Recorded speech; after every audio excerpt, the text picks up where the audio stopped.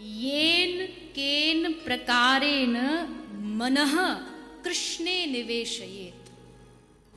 येन केन जैसे तैसे कुछ भी करके मन कृष्ण में लग जाए, किसी भी तरह से गाली देके भी अगर मन कृष्ण में लग रहा है तो गाली भी भक्ति।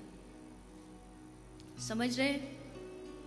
भक्ति मतलब येन केन प्रकारेण, किसी भी तरीके से गा के, रो के, सो के, खा के, नाच के, जैसे भी मन उनमें लगे वो भक्ति।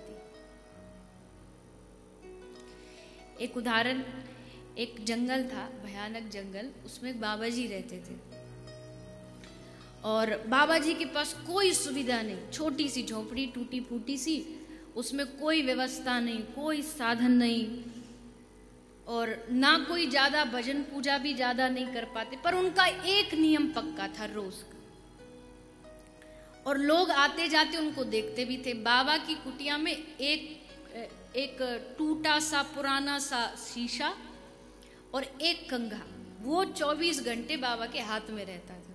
और बाबा जब देखो कंघा से दर्पण में अपना मुंह देख करके अपना बाल बनाते थे।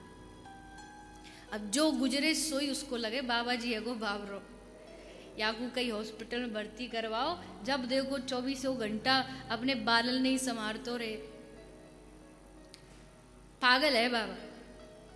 पर गांव में कोई एक था, कोई समझदार, वो समझ गया कि साधुओं की बात बड़ी निराली होती है, देखने में कुछ और लगते हैं और भीतर कुछ और होते हैं। तो उसने जाके निवेदन किया कि प्रभु अगर आपकी आज्ञा हो तो कुछ तो रहस्य है इसके पीछे, आप बताओ बाबा जी हो कि आपने घर छोड़ा, परिवार छोड़ा, दुनिया छोड़ी, किसके लिए? ये शीशा कंघा के लिए?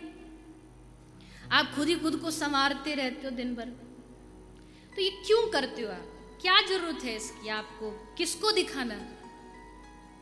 तो बाबा जी कहते हैं कि भैया मैं दिन रात इसी इंतजार में बैठा रहता हूँ कि मेरा गोविंद बस आने वाला है, आने वाला है, आने वाला है, इसी प्रतीक्षा में बैठा रहता हूँ। और अगर गोविंद आ गया और उसने मुझे बुरी हालत में देख लिया, फैले बाल, फटे कपड़े और लगे अरे ये तो दिन भर गंदा ही रहता है, और मुंह मोड़ करके चले गए, तो फिर मेरा क्या होगा?